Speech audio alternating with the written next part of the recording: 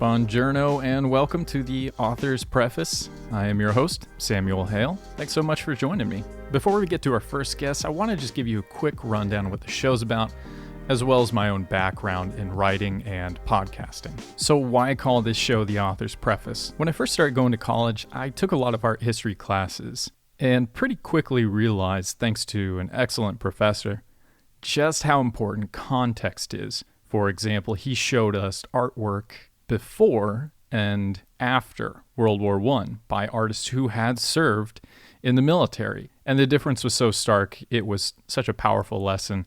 I took a lot from that. And I started to apply context in just about everything I looked at, from anthropology to mathematics, coming up with certain kinds of theorems.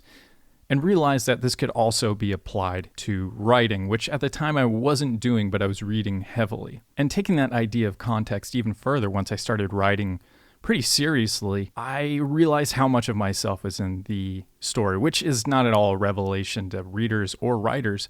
But I thought, why not take that experience that I've had and realized in my own work and find out if other authors have had similar experiences, whether that's something having to do with mental health, economic barriers to entry, any kind of hardship that they've had to endure or continue to endure, and examine how those experiences not only shape the author, but their stories. So that's why it's called the Author's Preface. But what is the goal? What's the mission statement here? I want authors to have a chance to tell their story and how it's affected their stories, how they were forged.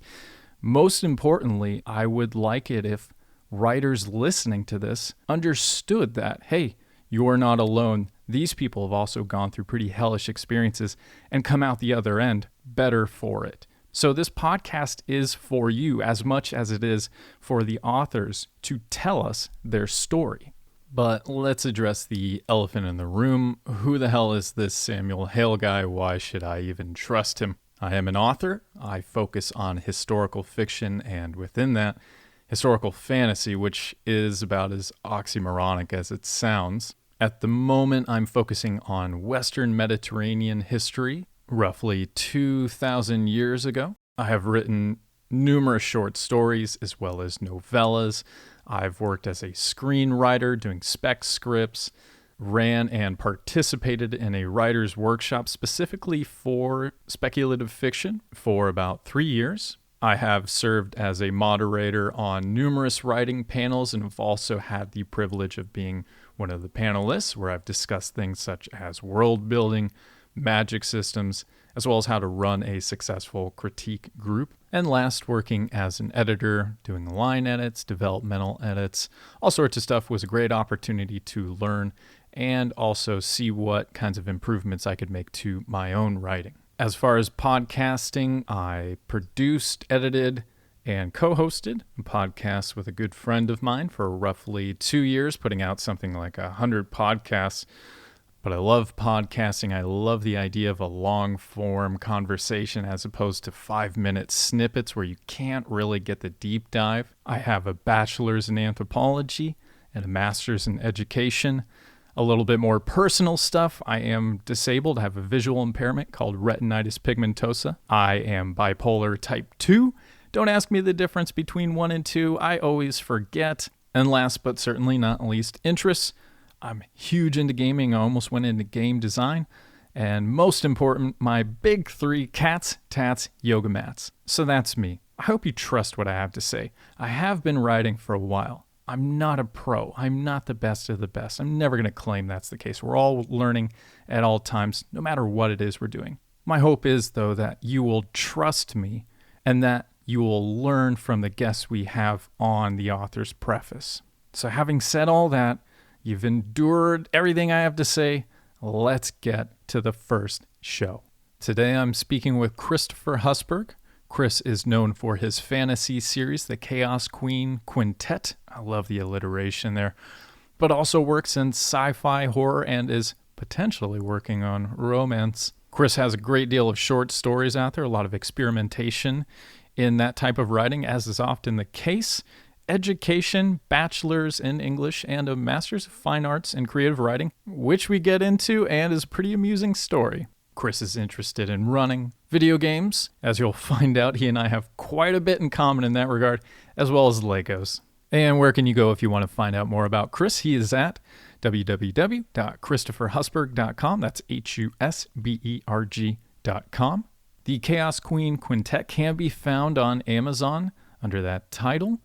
Audio version of the quintet, specifically a graphic audio version, can be found on graphicaudio.com under that title, including a graphic audio version of Duskfall on Audible. And I really enjoy the conversation today. We get into the joys of writing fan fiction. The wonderful author of Redwall, Brian Jaques, who sadly did pass away a little while ago.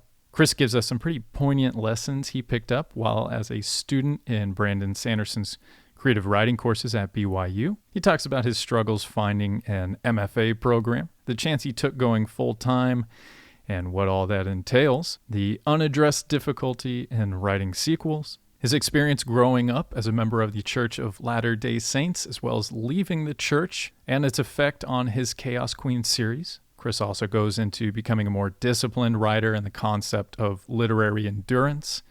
We discuss the subtle art of controlled procrastination, as well as the importance of a writer's mental and physical health and how that feeds into a healthy work-life balance. As you'll find out pretty soon, Chris and I have quite a bit in common in terms of gaming, genre fiction, all kinds of stuff. But this also extends to our views on healthy and unhealthy habits, as well as self-care in regards to writing. So, without further delay, I bring you Christopher Husberg. I'm here with Christopher Husberg. Chris, thanks so much for joining me today. Thank you, Sam, for having me. I'm happy to be here. It seems like you and I have quite a bit in common, so I'm really looking forward to hearing your preface, so let's get right into it. So, prior to going full-time as an author, were you fulfilled where you were in life? Did you feel like something was missing or that needed to be done? In other words, was there some kind of resistance that you were encountering in your life? It's interesting because it's hard for me to think of a time in my life where writing, reading at least, but also writing was not a pretty big part of who I am, who I was, and what I wanted to be. My parents read to me, from a very young age, which I took for granted, I think, at the time, and I'd moan about it, but like it was great, and they introduced a love of books to me, which has stuck with me to this day. And from a very early age, I loved reading, but also just the idea of stories and telling stories, and I knew that I loved stories, and I knew I wanted to tell them if I could. So, Chris, was there an influential figure you met that inspired you, or some kind of book or series that really got you interested in writing? I remember I didn't know what fan fiction was at the time. This was probably when I was 10 or 11 years old, and I don't even know if that was part of the jargon, fan fiction. I was a huge fan of the Redwall books by Brian Jaques, and I was just writing my own.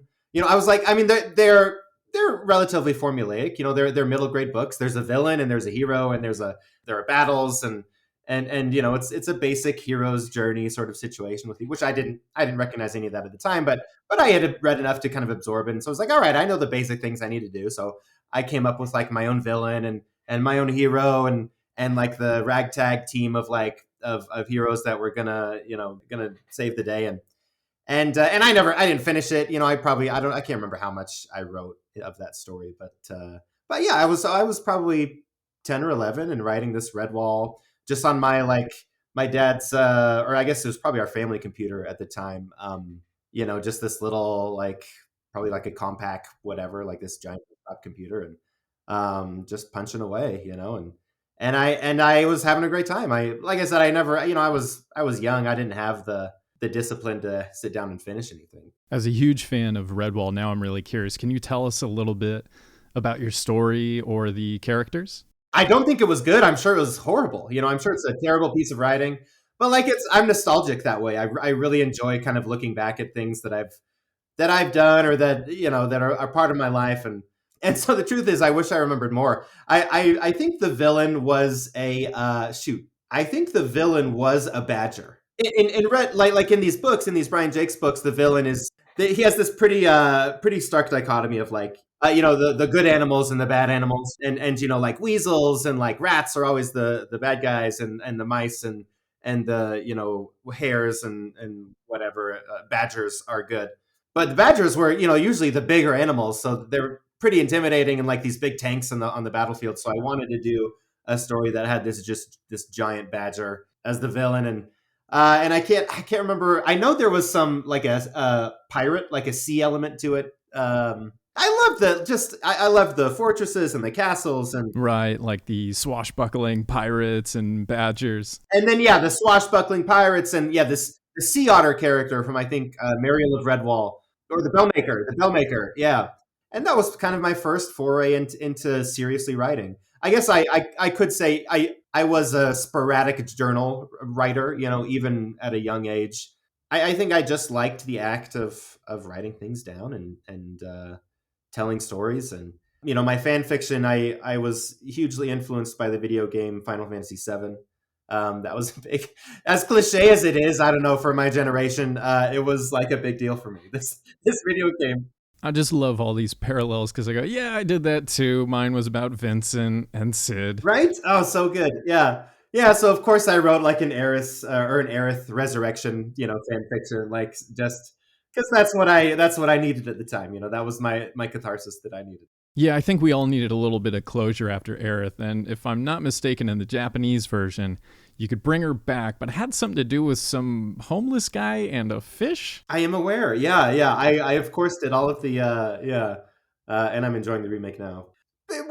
Kind of my what would happen is I would read or experience a story, whether it's a movie or a video game or a book or whatever, and I'd be like, "That was amazing." First of all, I don't want that to end, and second of all, I want to do that. I want to tell a story like that. I want to make people feel the things that I have felt. The strongest example, and I didn't write anything about this, maybe because I was too shell shocked, but there's a YA fantasy series called. So at the time, it was called The Lost Years of Merlin. I since looked it up, and in the late '90s, the early 2000s, it was a 5-book series. It's now like a 12-book series. Apparently, T.A. Barron is the author. He wrote just this series about Merlin as a young kid, and how he sort of ingrained himself in the mythology of this Arthurian mythology, and I loved it. But I remember specifically, I think it was the third book. At the end, just all of these things that Merlin has learned come together, and it's just one thing after another, and it's just this climactic moment that I don't think I had ever felt before, and I was feeling it. I was so in it, and I had never quite been so immersed in a story. I'd really loved stories and gotten really into things before, but I had never just been absolutely immersed and enchanted by a story. And that did it for me, and that I can point at that moment specifically and say that was when I was like, I have to do this. Like, I want to do this for people. I want to make people feel these emotions. And it was cathartic. It was euphoric. It was just like this amazing feeling, and you could say I've been chasing that ever since. And I think that's one of the really unique things about fantasy. And this isn't to say other genres don't have it. They absolutely do. But that fantasy authors can decide they're going to write, say, a quintet like you did, or go full on Jordan and write a 13, 14, 15 book series with a prequel as well, and have all of these disparate elements stretched out over novel after novel, characters introduced at the beginning of a book who don't even show up until, the second to last page with the revelation and all those kinds of things. It's one of the novel things about fantasy that I love so much, is that we have the luxury, assuming the publisher's willing to stand it, to just go way out into the weeds and eventually come back to the trail with something pretty interesting we found there. And the fact that you also had the Brian Jaques experience that so many young fantasy readers and eventually writers had is really encouraging. I actually had the chance to meet him. It was, I lived out in the middle of nowhere when I was a kid, and he comes from Scotland. He flies all the way over to this place, remote, totally off the beaten path, just to read to my 5th grade class. And he did, he read from Redwall, of course, and then he's doing this great Scottish brogue that he does. He used to do these BBC radio broadcasts too. I mean, he was really old school in a lot of ways. He was a storyteller, and he did his reading. And then after he was done, he did a signing, which is cool because I was like, my first book signing was in 5th grade with Brian Jaques, and so I brought up my copy of, let's see, Redwall, Mossflower, and then Martin the Warrior, which I read like once a week at that point. And he signs all of them, and it's Brian Jaques. So if you've ever seen him talk or seen a picture, he's just got this little kind of mischievous glint in his eye. And so he's signing my book, and he looks up. Yeah, and I know how this sounds. It's pretty narcissistic and all that. But I feel like when he saw me, he maybe just saw something in my eyes. And that moment always stuck with me. Some people say, like, when did you decide to become a writer? And I say, well, I started writing seriously in my 30s. But when did I want to become a writer? It's when Brian Jaques signed my books, smiled at me, and just demonstrated that you can do something you love and get to see the world and entertain children and inspire them. And then they go on to be adults and hopefully do the same thing for others. Yeah, those moments are, those are what formed me as a writer. In a lot of ways, not to put too much weight on it, but as a person, they taught me how to like dream and even, just the whole idea of, working towards a goal and having all of the things you've worked so hard on come together, in a way to help you accomplish something you've worked so hard for. The Fires of Merlin, I think, as I mentioned, was absolutely sort of the sprouting point for me trying to think seriously about writing. And so from then I'd written fan fiction before, right? I talked about Redwall and I talked about Final Fantasy, but at that point, I think what the Fires of Merlin sparked in me was a desire to do something original, right? Something that was my own. And so I did, or I tried. Right. I was probably, I can't remember exactly how old I was, 15, 16 or 17, around there in high school. And I just started to write this book. Like I spent a lot of time world building, right? I spent a lot of time trying to come up with the characters and with the political situation, and the love story. I was like this hopeless romantic as a high school kid. Like, I don't know if you could have ever told, if it was something you could have seen from the outside. Maybe I truthfully don't know, but just, I was like this hopeless romantic. So I was like, there's got to be a love story. There's got to be, this love triangle or whatever. And so I was spending a lot of time on that and trying to figure out, I mean, the term magic system was not part of my vocabulary at the time, but I was, in my mind, there was like, there's got to be magic. So fireballs and Blizzard, like things I'd seen in Warcraft 2 or whatever. All right, so listeners can't see it, but I'm like rubbing my hands together and licking my lips when you say magic system. Are we talking hard magic system, soft, hybrid? Yeah, it was, I guess you would classify it as a hybrid. I mean, it was very much like ripped from the headlines of a D&D handbook. You know what I mean? Like that's what it was, a wizard casting spells. And so usually, the wizard would cast a spell that was kind of like, oh yeah, all the other wizards would recognize. Oh yeah, that's, polymorph or whatever. Occasionally, I'd throw in a spell that I'm like, well, I got to have something really cool happen. But I also can't figure out, I just couldn't figure out a way to have it like to fit it into the magic system as it was. So it's just like, well, yeah, this is a special one. This is a special spell that like, he can do this. When in doubt, man, just fall back on the rule of cool. Exactly. The rule of cool is what it was. Yeah. So I wrote probably 5 or 6 chapters of the beginning. I wrote several chapters in the middle, just of some scenes that were very clear in my head. And this has always been part of my process as a writer is, usually I'll start with characters and a story, just a general idea of where I want things to go, and a general idea of the ending and some highlights in between. Sometimes I outline and I try to specify a lot more what I want to happen beforehand. But I think my natural way to approach things is just sort of a little bit more loosely on the discovery side of writing, if you will. I think that's worth elaborating on for a second. So when you say you are a discovery writer, for the most part, what is it you mean by that? So discovery writer, or some people, say they write by the seat of their pants, or I think George Martin uses the phrase gardener. The general idea is that you don't outline.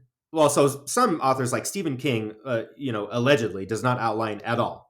and he just starts with a characters and an idea, and he just writes, and he sees where it goes. He sees where the story takes him, and that's it for him. Other writers, you could view it as a spectrum, right? So you have discovery writing on one end of the spectrum. On the other end, you have, Brandon Sanderson, I think, would be a pretty standard, fairly heavy outliner. And he also dabbles in discovery writing as well. And it's by no means a, hard and fast, like, oh, you're consigned to this camp and you've got to stay there. Like, I do like to experiment, and I have found that outlining for me can help my writing be more efficient, which is nice. So I do try to outline actually more than I used to, but like I said, I think sort of in a vacuum, I enjoy the organic feel of discovery writing and just kind of seeing where the story takes me. But like I said, I do often have these highlight points, these big scenes in mind that are sometimes they're at the end, sometimes they're in the middle or dispersed, and those are kind of my the highlights that I'm working towards, the story beats I'm working through. So I wrote a few scenes in the middle of this novel, this high school novel, and it was just uninteresting. I don't know if it was trash, but it was just unremarkable in every way. I'm sure nothing unique about it. Just a story that's been told a million times with no embellishment and no personalization and no point of view. And it was just, but it, that was my foray into writing something original. And so I think most writers have to go through that rite of passage, and whether they have to do a whole novel to, write a whole novel to do it, or a short story, or some writers can, just absorb, they can read hundreds of books and just absorb it through that. And it works differently for everybody. But for me, I had to write something, just numerous things, to be fair. I started several novels between high school and early college. I started several novels, never finished any in those years, but I started a lot. It was easy for me to start a novel, right? Or a short story, and so I continued. So I continued writing into college, and I did take some creative writing courses at my university, and those were good. I felt it's interesting writing. Sam, I don't know if you have any experience writing in a more sort of, undergraduate creative writing it's a stretch to call it academic, but it's a vaguely academic setting, right? And at least in those courses, there was, fantasy and genre fiction was always a little bit of a taboo, right? Like, you can do that technically, but it's, it's your choice to write for the peasants, to write like the lowbrow, like, if that's what you want to do, like, I guess that's fine, but you'll never be Raymond Carver, or you'll never be Flannery O'Connor, who I love both of those writers, by the way. I'm actually huge fans of both of them. But these, and not all professors are this way, and not all instructors are this way at the collegiate level. But I did feel a pressure to not write fantasy. So I didn't really in a lot of these creative writing courses. I wrote pretty contemporary short stories. Or actually, as I took more and more courses, I would throw in more elements of the fantastic, right? Speculative elements, which are a little bit more palatable in those situations. But I enjoyed that too. I didn't hate it. I like writing, and as much as I enjoy fantasy, and I do feel like that's probably, where my heart lies as an author. I really enjoy exploring other genres, so it wasn't a problem for me, and I think I also learned I use different mental muscles writing a short story than I do writing a novel, and so it's helpful for me to kind of explore that and exercise those skills. And I think that's really good advice, just to read and write everything. I just finished a book called The Song of Achilles, which is essentially romance, but it's couched within the Iliad. I didn't know it was romance going into it. I'm just an ancient history nerd, so I thought, why not? And I loved it. The prose were fantastic, and despite the fact that it's really revolving around this romance, that didn't matter to me because it was just a good story. And I had a pretty similar experience to you while I was taking these online classes while I was in a pretty remote part of the Middle East. And I was encouraged to just write short stories again and again and again, and oftentimes way out of my wheelhouse. And some of them are fine, fair to middling. And some of them I thought were absolute garbage, but then I'd get feedback from the teacher. And I remember one in particular saying it was fantastic, that some of the prose were like an ice pick to the heart. And I was like, for real? I thought that was crap. Yeah, it's interesting how that works. Yeah, I think when I was taking some of these courses, I was also I wasn't aware enough to be submitting stories to like magazines or journals or anything at the time. I just didn't know anything about the business of writing, right? But there were a few like on campus contests that I submitted to, and I actually won one or two, or won one and placed in another or something, and then and you know, my professors usually had good things to say about my writing, so I think I was a, you know, I let that get to my head a little. Oh, these people are saying nice things. I won this award, this on campus, you know, creative writing award that probably 12 people submitted to, you know, but like I won it, like check it out, you know. And for the record, I then submitted to that same contest like two or three more times and didn't even place, like just in some ways that was a good thing for me. You know, that made me be like, okay, maybe there's not nothing here. You know, maybe I have something that I contribute. Maybe I have something to say. Maybe I'm not like a horrible writer. I don't know. I don't have to get a ton into this, but I'm a huge fan of the book Mindset by Carol Dweck. And the basic premise is that, you know, there are sort of two types of mindsets that people in general can have, especially when it is in regards to working and achieving. And essentially, Carol Dweck dichotomizes people into these two mindset categories. There's the fixed mindset, which someone with a fixed mindset, and this is what I had at the time. This is what I had, I think, most of my life growing up. Someone who believes that the level of skill and talent that they have is what they have. And that's what they've been given. That's their allotment. And so they can do with that what they can, but that's kind of where they're at. You know, that's what they have and that's what they can do. And there's not a lot of room for improvement or whatever. And so you know, if you're a prodigy, you know, if you're a savant, then that works out fine for you. But if you are not, then it's can be harmful. You know, it can be discouraging at best, and harmful in a lot of ways. And so I had that. It took me a while to get into what Carol Dweck calls the growth mindset, which is just the idea that you may have a basic skill level for any given thing, but that's not what matters. What matters is the amount of work and practice you put into that skill, and you can improve it. You know, she doesn't necessarily say you can become a prodigy at any given thing, but the idea is that you can get a lot better at any given thing, right?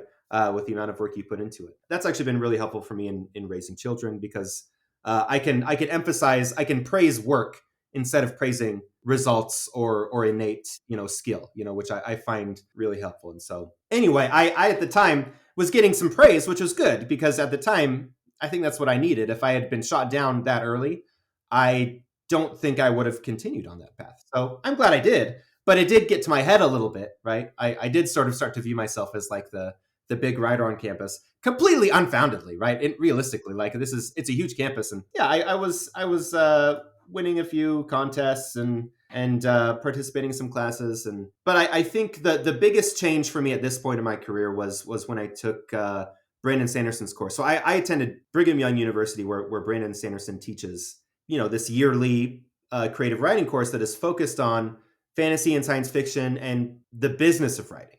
He talks a lot about the business of writing in this class. And that's something that no professor or instructor had addressed before. It was always craft. It was always workshops, which is great. You know, that is very helpful stuff, especially for a new writer who has a lot to learn. You know, that was very helpful for me. But in Brandon's classes, where I first, you know, he kind of introduced me to the growth mindset, I guess, if we want to put it that way. He basically said anyone can be a professional writer if they put enough work into it, if they're willing to do the work.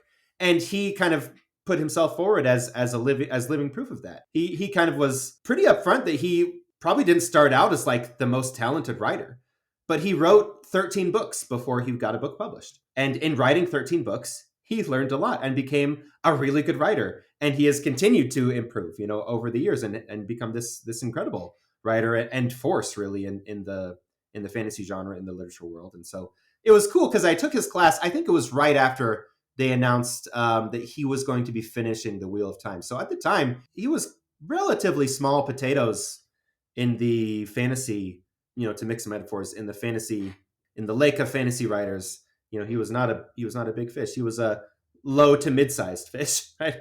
And so it was kind of interesting to take it early on in his career, and he was great. He was a great mentor for me, and like I said, I think one of the best things he did for me was just tell me that I could make it if I wanted to. And he told that to most people in the class, if or everyone in the class, I suppose, because that's how he would say this in lectures, and so that I think that really got me oriented in the direction of okay, I've written a few things, I want to write more, but what do I do with my writing? Like once I write stuff, and that really helped me kind of orient myself in that direction. I think it's great you had that opportunity.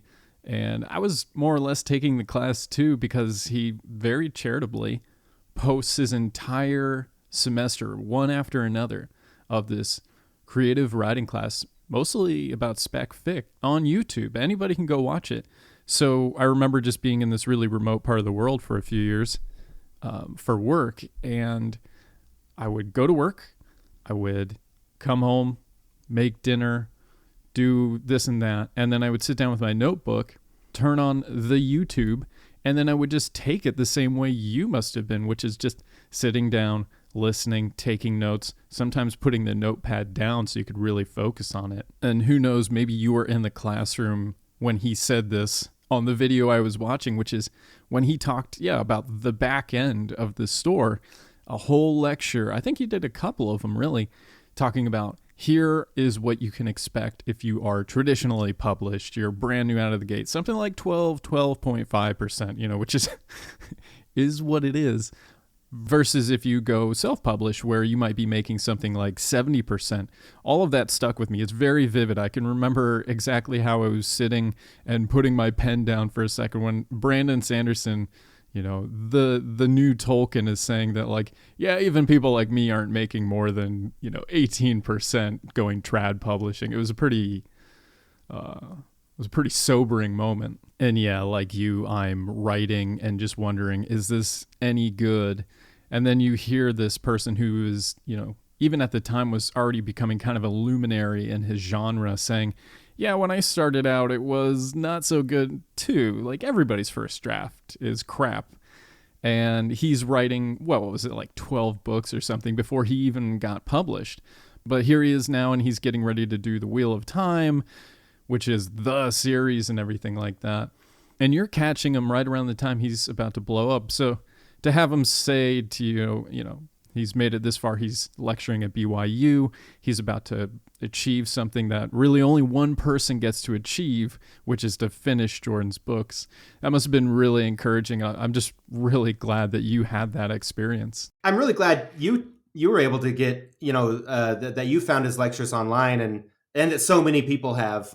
He really is so generous. I remember, so when I first took the class, he, technically the class was capped, per university requirements or whatever, at like 20 students or something. And here's a level of privilege that I absolutely acknowledge for myself. I actually took his class. I think I officially took it twice. I audited it once, and I just went and sat into lectures and participated in a writing group another time. So that's basically 4 semesters of absorbing that stuff. The university eventually cracked down on his class and said, you really can only have 20 people in it. But what he did was he had the 20 people in the class who were enrolled in the class, and he read their work and gave them critiques and that kind of a thing.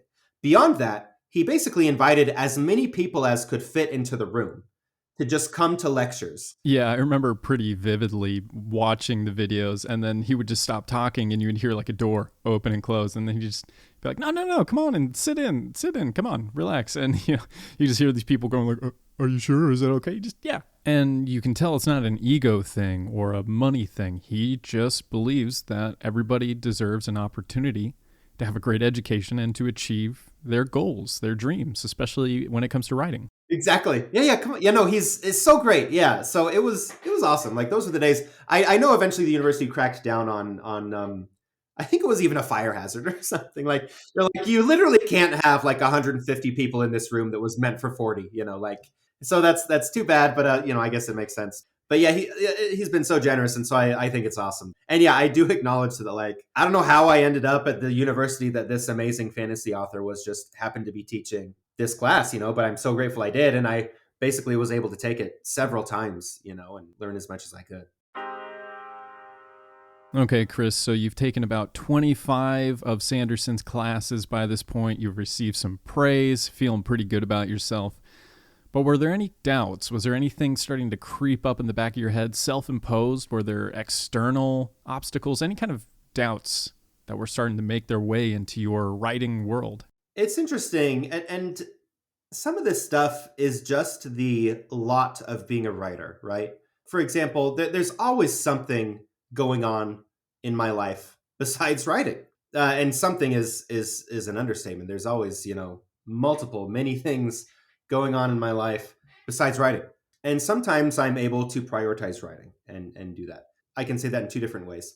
Sometimes I'm mentally capable of prioritizing writing. And sometimes I'm also just able, like priority wise, like it makes sense and it's appropriate to prioritize writing. But at this point in my college career, I wasn't that disciplined when it came to writing and just life in general. Frankly, something would come along, whether it was a heavy course load that semester, or I weirdly got very into ballroom dance. But it's very random. I don't know how to just succinctly explain this, but it became like this pretty big deal for me, like this obsession. I practice it so much, and I eventually joined like they have a formation team, and I worked up the ranks. There are numerous teams actually, and so I worked up the ranks to their like top level touring team, and we like toured the country. It was like this whirlwind, like it was very. I mean, it's great memories, and like I really enjoyed it. I love dancing to this day, but like it was kind of in a lot of ways, as much as I love ballroom dancing, I think in some ways it was almost an easy distraction.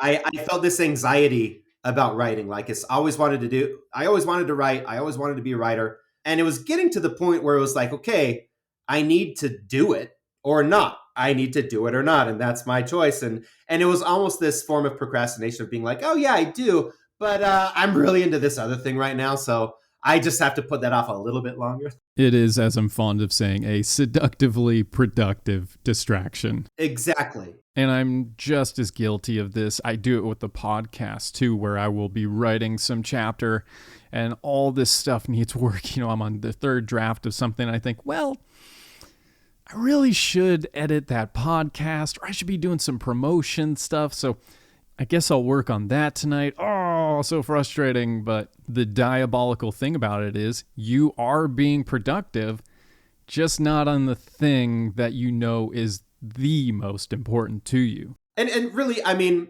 there's this almost, this saying among writers, right? Or saying is maybe the wrong word. There's this trope, really, that like, oh, yeah, I will literally clean an entire house before I sit down to write, just because it's so easy to just clean and it's productive, like you're saying, I'm doing something, I'm accomplishing something, but it's not what I set out to accomplish today. That's really the headspace I was in at the time. Is I loved the idea of being a writer and I wanted to be a writer, but it was very difficult for me to sort of have the, take that mental step of saying, I am going to do this.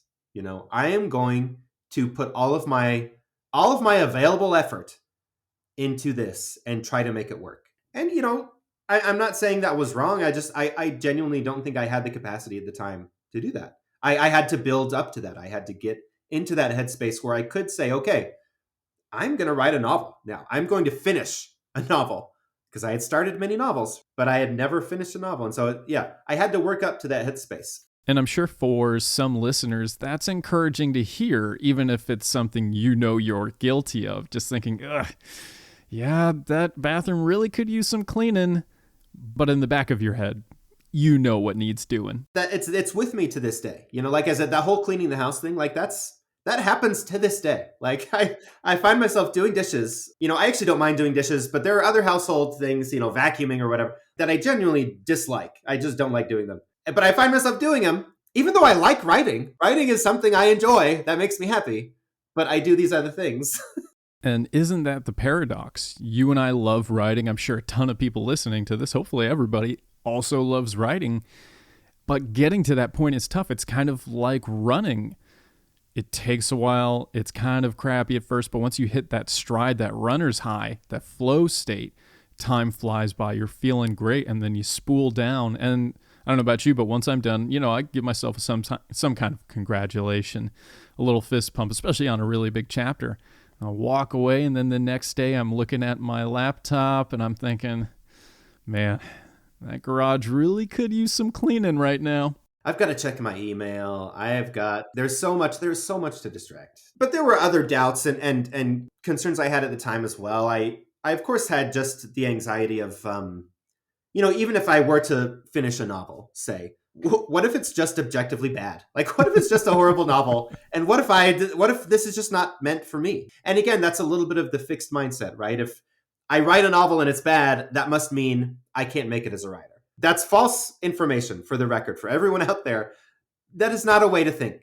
The reality is, I wrote plenty of bad shit as a writer. Like there was some really just stuff that was not good, like just so bad, Sometimes that's how I get through drafts to this day, right? There's the adage, shitty first drafts, right? Yeah, it's a truth universal, man. Every first draft is garbage. Every first draft is trash. Like there's nobody, I guess I shouldn't say nobody, but most professional writers write bad first drafts. And that's why we revise, right? That's why we do the work to revise. So, and especially a first novel, for me to have anxiety, it's totally understandable on one hand.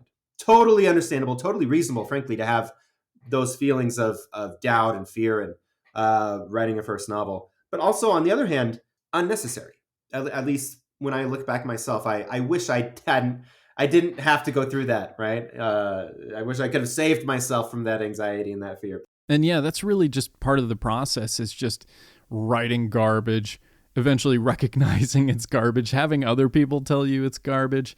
But that's the forging of the author. That's how you get to where you are today. And I have a whole bunch of sayings from authors I have an immense amount of respect for. And one of my favorites, and I have these just like written on paper and super glued to my desk. One of them's from Terry Pratchett, and it says, the first draft is just you telling yourself the story.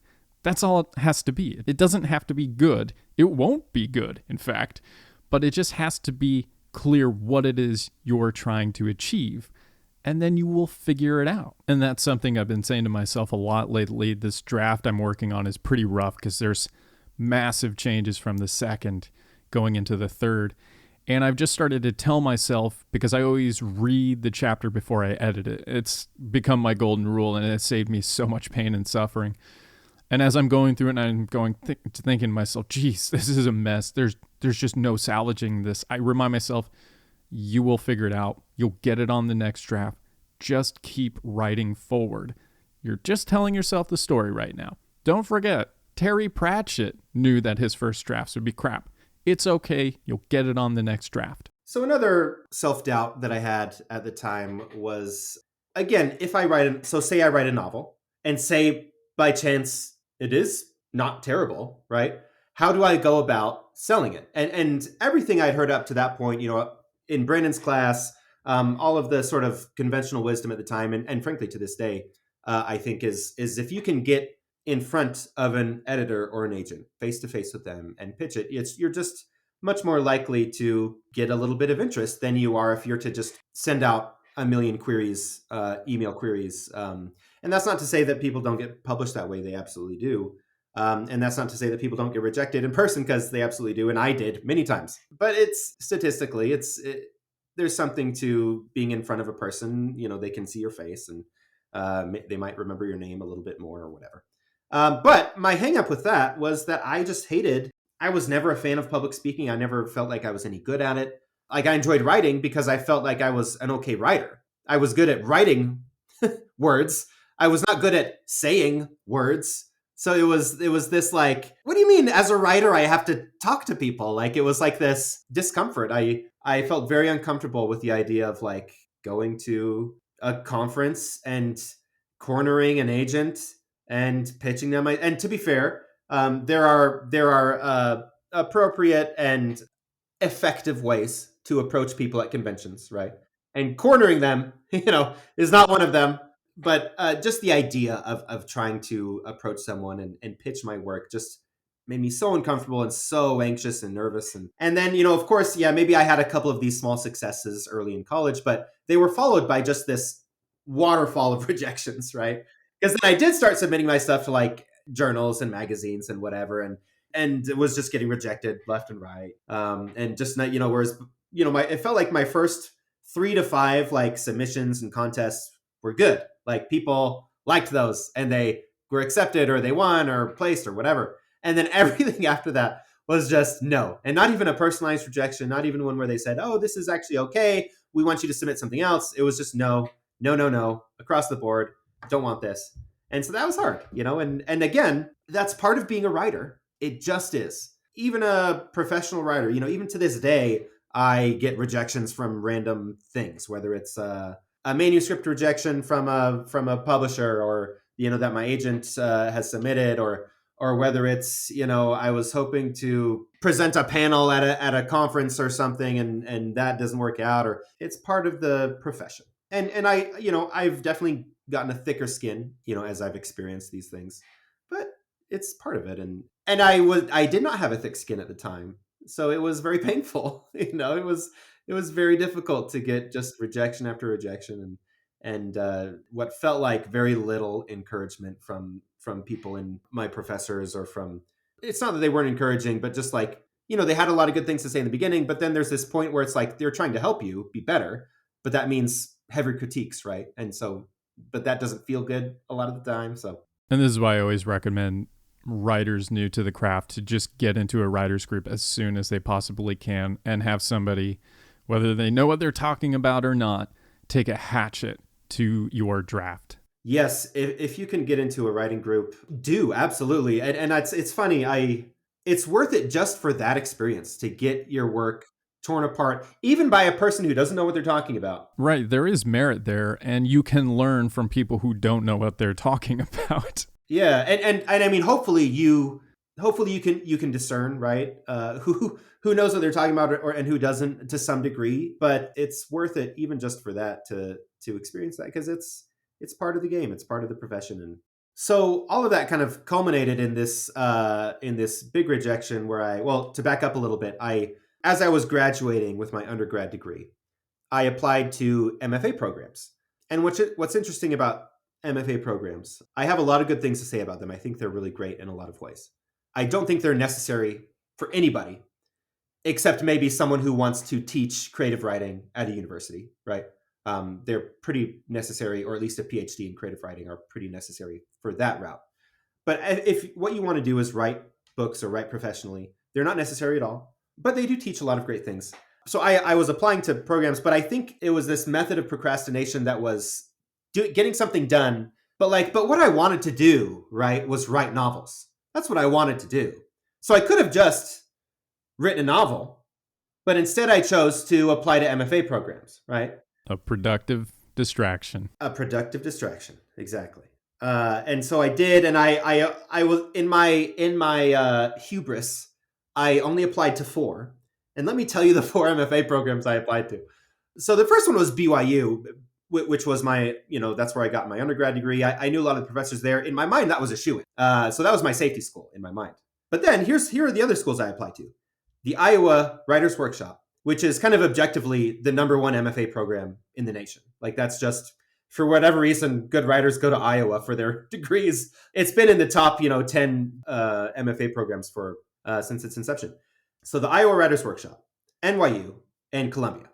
3 of the most competitive and, frankly, expensive MFA programs out there. And of course, I was rejected from those 3. Looking back, it's hilarious to me that I thought or hoped for otherwise, right?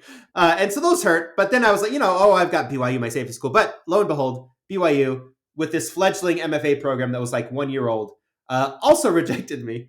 Even though all the professors had usually good things to say about me or whatever. And so that was a blow, right? To be rejected by what I thought was like this shoo-in, this was my safety school, and I get rejected. And now it's like, well, what am I going to do? You could look at that as a low point in my my writer's career. All right, Chris, so you've been rejected from all of the finest MFA programs in the country. I mean, hey, at least no one can accuse you of having low self-esteem. Yeah. Oh boy. But baby steps, you've had some rejections, you've been going through the writer's process. So what kind of steps did you take to become a committed full-time author? After that first round of MFA rejections, I sort of had a choice to make. Because I had kind of applied to MFA programs with, as we mentioned, kind of this productive distraction, right? It would give me a little bit more time before I had to like sit down and really do what I'd always said I wanted to do. But also, it was a fairly reasonable professional route, right? Like getting an MFA could lead to teaching at a university, or it could lead to a PhD, which could also lead to teaching, at a university, and that wasn't unappealing to me. It's never honestly been unappealing to me. Like I actually enjoy university life. Like I like campus life, and the idea of being a professor or an instructor or whatever has its appeals to me. And at the time, a little bit more job security. If if you can get a job in academia, there's that first hurdle. Which was tough back then, but now. Which is tough back then, but now it's crazy. But frankly, is I don't know if it's that much statistically harder than getting your novel read by a lot of people. Like it's or getting a traditionally published book. They're both both kind of pipe dreams for some people. But in theory, teaching at a university had a little bit more job security. I had at least would have had insurance, right, if I could get a job, and that's one thing, right? Authors, professional writers have to deal with that a lot of people don't. Is figuring out insurance and that kind of thing. Yeah, so and to give you a little bit of background on my family, my mom's side of the family, let's take them because that's just the easiest example. Everyone in my mom's side of the family, she's the oldest of 8 siblings, and they all have kids at this point, and all of them are either nurses, dentists, doctors, or lawyers. Like those are the 4 professions in this family of like it's like 50 people now, right? Including like the siblings and and all of their the original 8 siblings and all of their kids. Like those are the professions that people have, and to their credit, right? Like they're very practical people. It's like these professions are ways to provide for a family and to provide for a lifestyle that can be comfortable and reliable, right? Reliable employment. It's reasonable. It's a good way to approach a career. The idea of having a profession. I think it's admirable. And so it's kind of that side of me that was like, well, I've got to try to have a little bit of of reason in my options here, right? Like I can't put all my eggs in one proverbial basket, right? I gotta, and so that was some of the mental justification also of the MFA program. And it's interesting because there was still such a stark difference, a taboo toward genre writing, and I sort of had accepted the fact that if I were to get into an MFA program, I would probably not be writing a fantasy novel as like my thesis or whatever. Which is not to say that there weren't people who did and do, and I do know that a lot of MFA programs are a lot more open where that's concerned these days, which is good. And BYU, I think, was a better university than others. Brandon Sanderson taught there, right? Like they sort of had to be more accepting because he brought in. I mean, I think there are people who attended BYU just because Brandon taught a class there, right? Which is fine. That's perfectly reasonable to follow. To go to a class where someone like that is teaching. I knew I would be, again, just not doing the thing that I sort of had always told myself I wanted to do. And that was a choice I had to make. So really I got rejected from that first round of programs. And what I chose to do at that point, well, and maybe a little bit more life context is helpful here. So at that point, after I'd been rejected from that first round of programs, I was a newlywed. I'd been married for maybe a year to my current partner. She's great. But we were just new. We were kids, really, at the time. We had both just graduated with our undergraduate degrees. But my undergrad was in English, so I didn't have a lot of options of like some really good, like, oh, I just got, rejected from all my stuff. Here's a way to make money, But what I did have actually was ballroom dance to fall back on. So what I chose to do was I took a year off from school is what I called it. I hoped it would just be a year. Time would tell. But I took a year from school, and so I was teaching part time ballroom dance at a ballroom dance studio, and so I was making a little bit of money that way. We were just newlyweds living in cheap Provo, Utah, so we didn't have a lot of big expenses, fortunately.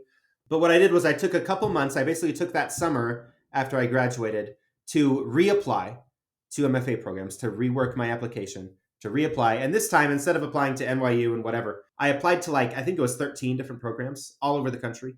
I did a lot more research. I was a lot more intentional about where I applied. And so I spent a lot of time working on these applications that summer. And then I committed to finish a novel because I wouldn't know, whether I was accepted to an MFA program or not for a year. I was working part-time, but it paid a decent amount. Teaching ballroom dance at a studio paid an okay amount. And so I was relatively stable for the moment. And I just said, you know what? I'm going to just try to finish a book. I'm going to try to do what I've always said I would do, which is write a novel. And so I did. So, setbacks, what kinds of obstacles started to present themselves once you really embarked on this journey, Chris? So I wrote a novel, which was a huge accomplishment. I think anyone who finishes a novel, that's a big thing. And, if you finish a novel, if it's your first novel you finished, give yourself credit. That's a huge deal. That's really cool. Very few people do that. Even with the amount of books that are available today, it's not a thing that everybody does. So I think that's really cool. And it was really cool for me to finish a book. It was gratifying. I proved to myself at least that I could do it. Frankly, I think my first setback in some ways was the MFA program that I then decided to do.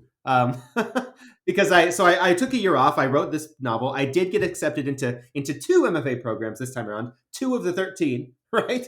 And but 2 is better than none. So I was very happy to get accepted into 2.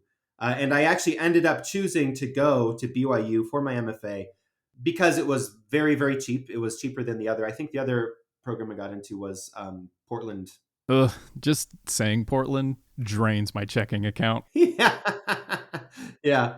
But I can't, but I did choose BYU because it was significantly less expensive, and it had faculty I knew I wanted to work with, namely Brandon Sanderson, but also some of the professors I'd worked with. I felt like I could explore speculative fiction in a way that was interesting and stimulating to me, but also work on elements of craft that I felt I needed to work on. So I chose to go to BYU, and it was great. I'm glad I did it. Did I learn anything in my MFA program that I couldn't have learned anywhere else? Probably not. But I think I did do it at an accelerated rate, right? So there are advantages and disadvantages to a program like that. That's probably a whole other podcast, frankly. I was just going to say, whether it's film school, graphic arts, any kind of the creative pursuits, a lot of people ask themselves, or ask people who have done these programs, do I need to go to school, to university, so that I have a better grasp of these things? Is it necessary, in other words, to become a good writer? No, absolutely not. Nobody needs to get a degree or to even take a class to be a successful writer. You don't have to do those things. What you do have to do, what I think everyone has to do is learn about being a writer. You have to learn the craft, you have to learn the business, and you have to learn how to make those things work for yourself. You as an individual, kind of unique person. Everybody has to learn that. An MFA program, like I said, can accelerate some of that stuff, especially on the craft side, I think. There are some MFA programs. I think Seton Hill does a genre fiction focused MFA program. I've heard good things about, and I imagine that focuses a little bit more on the business side of writing. But most MFA programs out there are not going to talk about the business. They may talk about the academic, academia, the business of academia, but they're not going to talk about, how to submit novels to an agent or an editor. They're not going to talk about a social media following or marketing or any of that stuff. They're just not. And that's fine. They are fine arts programs. That's fine. That's what they are. But yeah, the short answer is no. Nobody needs to do that. I didn't need to do that. I think I'm glad I did. It was helpful for me. and worth it. Like I said, it was not an expensive program, which was nice. And I think I got a lot out of it. I really committed to the program there. I really tried to do as much as I could, and I think that helped a lot. But again, I wrote that novel between my undergrad and MFA degree, but I basically put it aside for 2 years to work on a collection of short stories and just other stuff with my MFA program. So I think you can view my MFA program as a bit of a setback, but at the same time, helpful. But beyond that, I finished my MFA program, and that's really where the moment of decision came. And I'm actually, again, this is where my privilege really shows. So at the time I graduated with my MFA degree, I had this unrevised novel in my back pocket, and my partner, my wife at the time, had a job at a software company that was a relatively good, stable job that she enjoyed. Since we had first met, really, she had known that I loved writing, that I wanted to be a writer, that's like my dream. And so we kind of just sat down after I graduated and had a really serious talk and said, okay, can we make this work? How can we make this work? We didn't have any kids at the time. We were relatively stringless, not a lot of strings attached to our little family. And we're living in this super cheap basement of some friends of ours. Like, this was it just worked out that we were able to do this, but what we decided to do was I was going to write full time for 2 years. I was going to take 2 years to write full time and to do whatever I could to make that happen. And if nothing happened at the end of 2 years, I would just look at some other things. Maybe that wasn't for me, or maybe that wasn't the time, or whatever. And at the end of 2 years, I would, maybe I would look into a PhD program or other options with my MFA degree or whatever. On the other hand, if things were happening, I would continue to pursue that if it was, economically feasible and if it seemed like a good thing for us to do. Credit where credit is due. Rachel's amazing. Like, not everybody would do that, even in those circumstances where it was possible. That was just an incredible thing to allow me to pursue my dream, basically, for a couple years. And so, I graduate with my MFA. We have this discussion, and I, basically the next day, I sit down in the morning to write, all pumped and excited, and I just sit there and I'm like, what have I done? The Joe Bluth, like, I've made a huge mistake. I've made a huge mistake. I'm gonna do this all day. Like, what did I do? What did I commit to? So there's, this moment of like, but then I had this novel that I'd written, and ultimately I had done this, right? I had done this a couple of years before when I wrote the novel. Admittedly, I was also working at the time, and it's interesting what a brain does when, let's see, what am I trying to say? Somebody lights a fire under your ass. Exactly. When someone lights a fire under your ass, when you sort of have to do it, right? And there's a difference between that situation, and a little bit more freedom. But the reality was I did have this deadline, right? We had said 2 years. And so I did have this deadline. So I wasn't completely like, it wasn't this laissez-faire, like anything goes and we'll just see what happens. So I sat down to revise this book. And I realized that I just didn't know I didn't know how to revise a book. I mean, I knew conceptually things, about revision. I'd revised plenty of short stories before, but I had not revised a novel before. And everybody has their own system, whether they realize it or not, and has to figure it out in real time. What works for someone else may not work for you, probably will not work for you, at least not in the exact same way, right? And so I had to figure that out and find the discipline to figure that out, right? Because suddenly with this, I'm at home alone all day, and it's like, well, I'm here at my laptop, but my PlayStation is right there. The Last of Us just came out, or whatever. Like.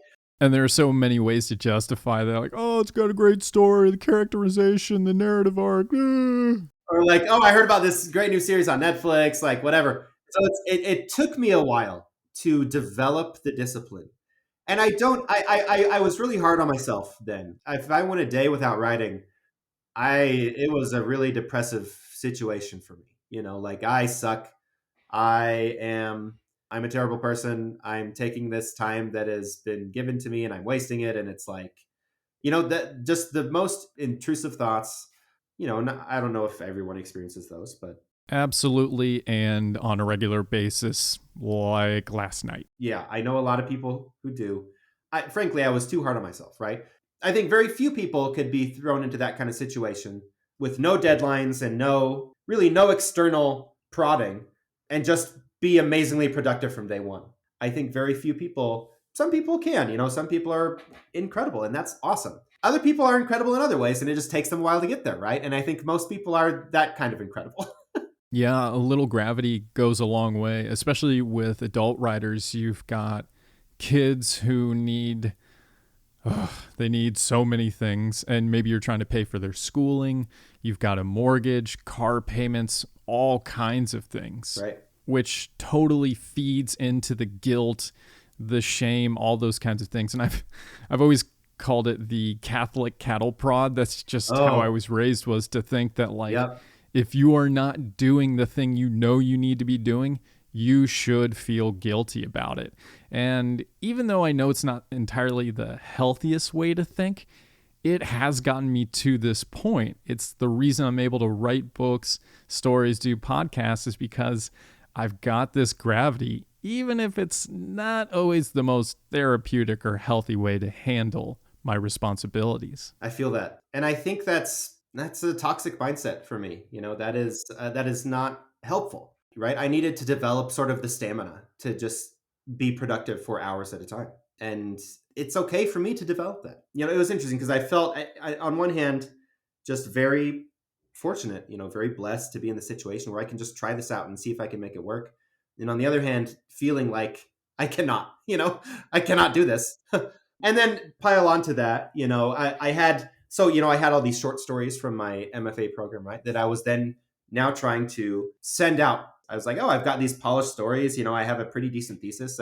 I bet I could get these published somewhere. No, nope. Nobody was interested. And I did get some, to be fair, I got some personal rejections, editors, people saying, hey, this story is not for us, but we like what you're doing. We'd like to see something else, which was nice. That was gratifying. But also at the same time, I wasn't about to go write a new short story because I had committed to revising this novel, right? To get this novel revised, to see if it's worth sending out. Or if maybe if it's not worth revising, maybe I just write something else, because that's absolutely a part of the process and something to do. So so I was getting rejections again, and yeah, it just felt like a lot was going my way, but it was also really hard to do anything with what I had at the time. And so a lot of that was holding me back. I can kind of bounce around a little bit here and look at some other setbacks I've had in my career. And frankly, say I'm looking at this podcast and the structure of it and kind of, following the hero's journey and this cycle of, this try-fail cycle and going through the underworld and becoming the master of that world and then moving on to something else. One thing I've learned is that these cycles they're exactly that. They're cycles, right? They're recurring. They happen over and over again. So I'm experiencing setbacks today as much as I probably was then. They're just different. Fortunately, now I have a little bit more at my disposal to help me deal with those and to process them and to be a little bit healthier in how I approach them and overcome them. But setbacks are just a part of life. So probably about a year into this sort of 2-year situation that my partner and I had established, I was ready to send this novel out. I'd revised it. I felt good about it. I'd sent it to some beta readers. They'd give me feedback. I'd revised it again. I'd worked really hard and I felt good about what I had. And I started submitting it to agents. I did what I had always dreaded, which was going to conventions and conferences. Mostly local ones, but I did try to spring for a few, not international, but just bigger ones where more agents and editors would be present, more eyes, more faces to get my work in front of, as it were. And I did get it, after rejections, and after failing to remember the names of my characters in my first pitch, if you believe it. Oh man! Yeah, my very first pitch. Admittedly, I had just changed the names in the most recent draft. I had changed the names of a couple of the characters, the main characters. And so I had that going on. But no, I just was fumbling over the names of my own characters in this pitch to my first, agent that I talked to. And it was miserable. It was a horrible experience. And I felt as awful as I always thought I would, doing it.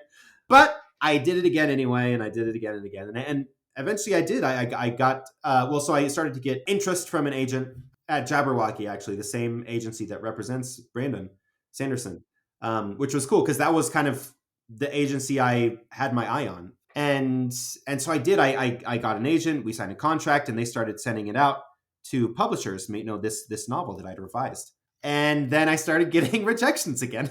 I started getting I can't remember how many rejections, but it was at least a dozen of rejections for that first novel.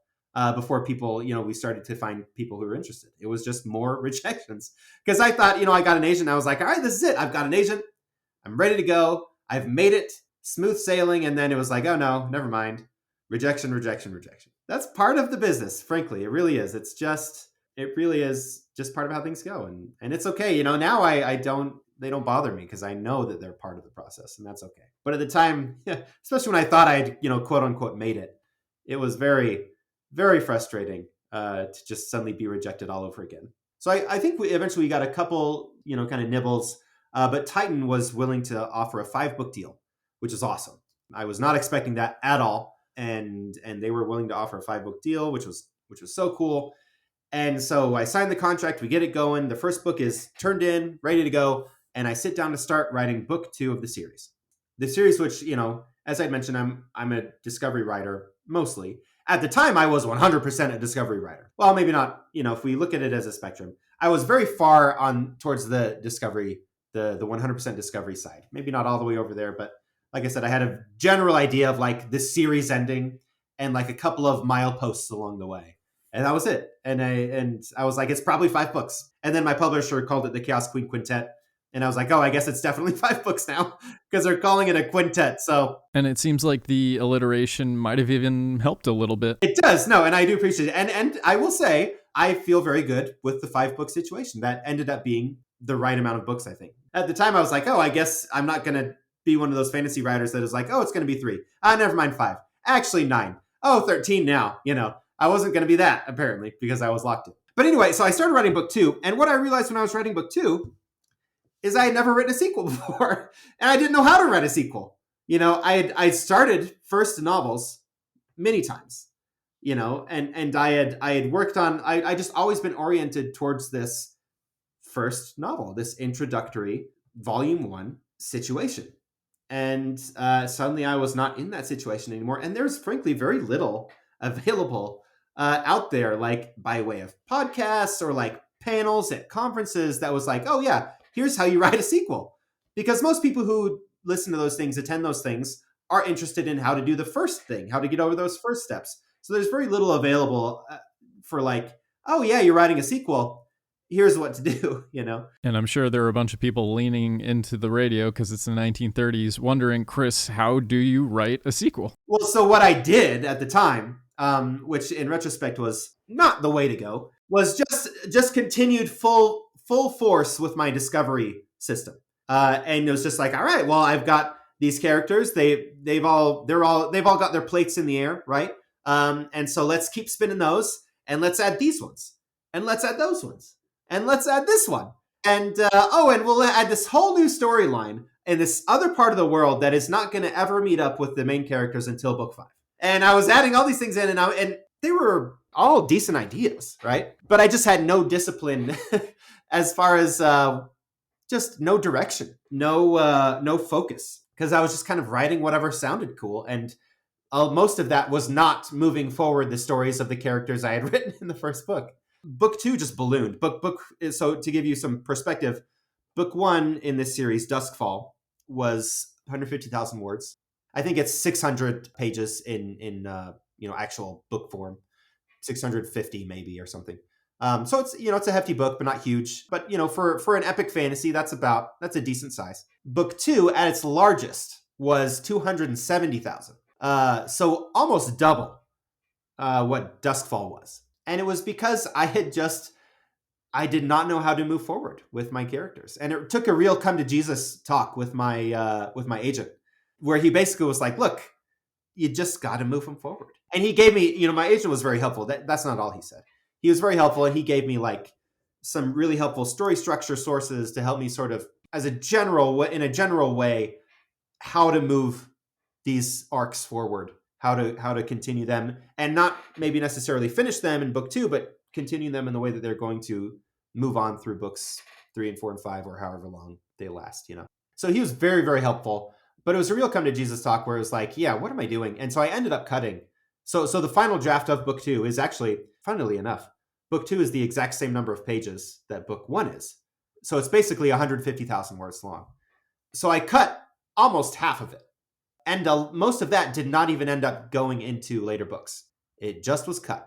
And so I learned my lesson from that point, and I outlined a little bit more, a lot more in some cases, moving forward, because I mentioned this earlier, but outlining helps me write more efficiently. And so if I want to write efficiently, especially if I'm working on a sequel or something later in the series, I need to at least be conscious of an outline and my general structure that I'm working with.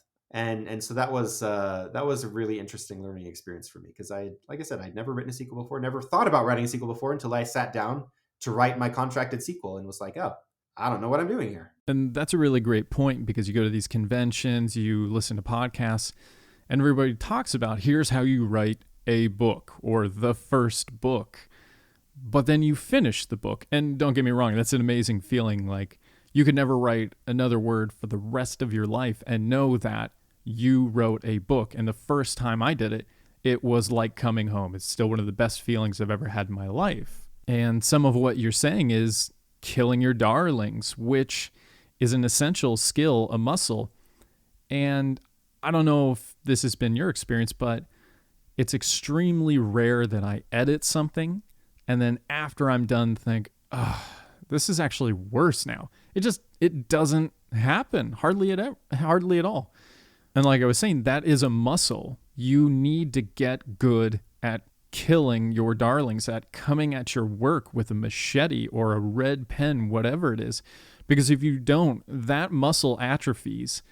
And once that happens, you have to start all over getting good at getting rid of things. And especially because of our genre, it's so easy to just pile on. And obviously every genre can do this, but pile on more characters, more world building, more intricacies in a magic system, etc. Blah, blah, blah, blah, blah. But what you're saying is great, because it can be applied to the next book and the next book. And as long as you're not overloading, you can balance this thing and have the macro and the micro arcs and the beats and all that kinds of stuff. So I'm sure there are a lot of folks hearing that who are relieved, because again, we hear about the first book, but after that, not so much. So another interesting setback, I guess you could say, for me was, and this was kind of a slow burn of a setback, and initially doesn't have a lot to do with writing, at least on a surface level, but ended up affecting my writing quite a bit. And that's that I essentially had a crisis of faith,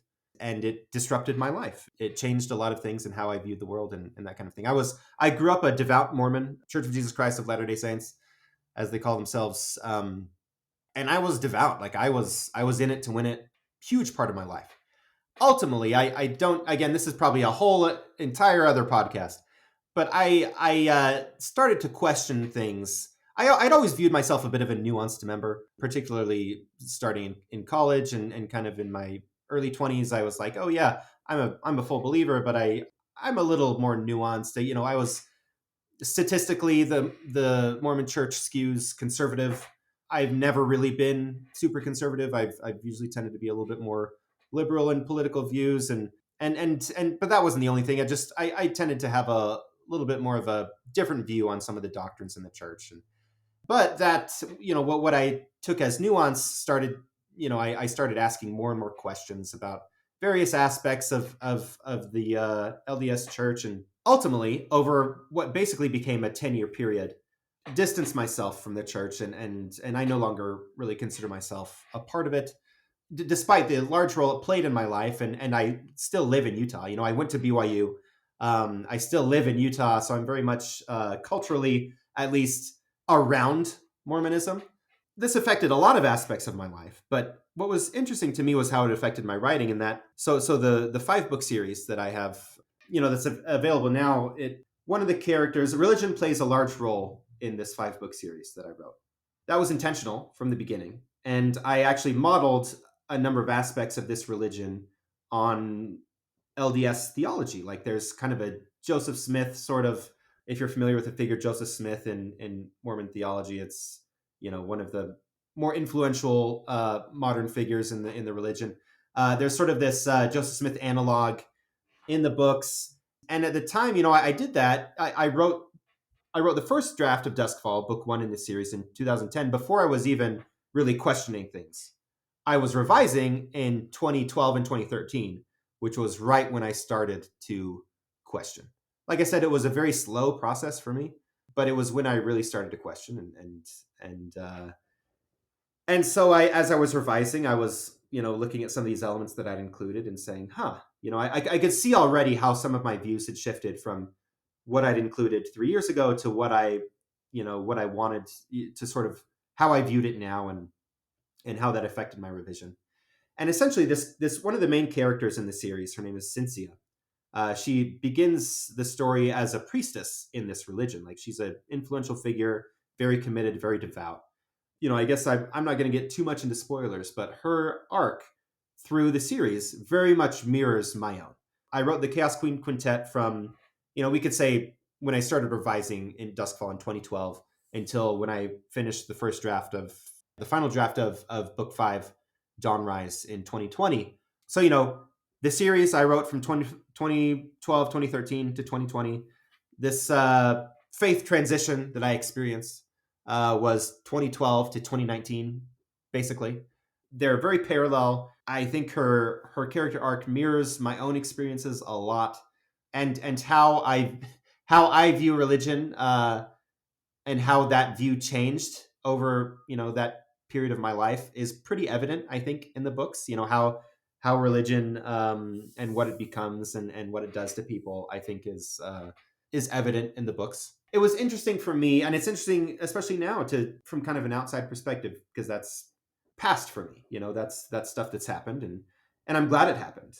But it's interesting to see how that affected my writing. People always say write what you know, and in my mind, fantasy, just fighting demons and okay, write what you know, whatever. But no, there's always truth to that, and some people push the write what you know thing a little too hard. But there's you know what you know. You are who you are. I am who I am. My experiences have shaped me, and there is nothing wrong with. In fact, I think it's very genuine to include aspects and shadows of those experiences in my writing. I think that's absolutely part of it. So some of my setbacks you can see in my writing. So, Chris, you've had all these various setbacks, but also successes. When did you realize you had started to go pro? Was there a singular aha moment, or was it something more organic? That's a really interesting question, because thinking about an aha moment, and I have two visceral reactions. One is, it's happened so many times. I've had so many aha moments. And then my other reaction is, I haven't had that aha moment yet, And there's kind of these two, and I think both are true. Just in the sense that there are many, at least for me, there have been a number of them. Finishing my first novel felt like a huge deal. It was a huge deal. And that was an aha moment, because I proved to myself that I could at least do this, right? I could write a book. The quality of it wasn't questioned. That's okay. But I could do it. And then, getting an MFA, that was, maybe not helpful directly for my publishing career, but it felt like a little badge of legitimacy, I do have an MFA. I know a little bit about this stuff. I can speak with some authority on a few things, and so that felt a little bit, and even looking back at that sort of kind of the deal I made with my partner and I made together, where we said I would write full time for 2 years. Writing full time, that's, for a lot of people, that's the goal. So I think you could say that moment also for me was an aha moment, because it was like, here I am doing the thing, right? I am exclusively writing full time. And obviously, to be fair, writing full time isn't just writing full time. It's awesome to see Brandon Sanderson's success, because he now has a team of people that do so many, they take care of all of his emails and his marketing and his whatever and his stuff. And so he, I think, does get to write pretty much full time. Although even he, he's mentioned recently that he, even though he writes a lot, he still spends time traveling, interacting with fans, which are also part of the gig. So even someone like Brandon, who has so much help to take care of the sort of back end of the business, still can't exclusively write full time, right? So even for me, writing full time was writing a lot, but also, researching agents I wanted to submit to and responding to emails and submitting to journals and Writers of the Future. We haven't even talked about, but that's a whole, Writers of the Future was a contest I submitted to religiously religiously, an ironic term to use both in terms of Writers of the Future and our recent conversation. But yeah, so there was a lot I was doing. But yeah, just doing that full time, that was a huge deal for me. Getting an agent was an aha moment. Like, oh, someone believes in me and my work enough to be like, yeah, I'm going to take a leap of faith with you, basically, and go tell publishers that you're awesome. Basically, is what an agent is doing. And then getting a 5-book you would think that like a publishing deal is kind of the end game of a published author, right? And it was in a lot of ways. Like that was a huge aha moment for me, like getting a publishing deal. Huge. So grateful. Also, what more is there? Like there is more, because here I am. I have finished those 5 books. I finished the books I was contracted to write, and they're done and they're out there and available. And now here I am saying, all right, what's next? My agent and I are discussing options. What do we want to do next? What project do we want to work on next? What do we think is the best thing? And so it's an interesting kind of moment to be in, because in a lot of ways it's not starting from the beginning, but it's reminiscent of that sensation. And pretty exciting, I'd imagine. And exciting, yeah, because I was working on the Chaos Queen stuff so exclusively for so long. It was really nice to be done with it.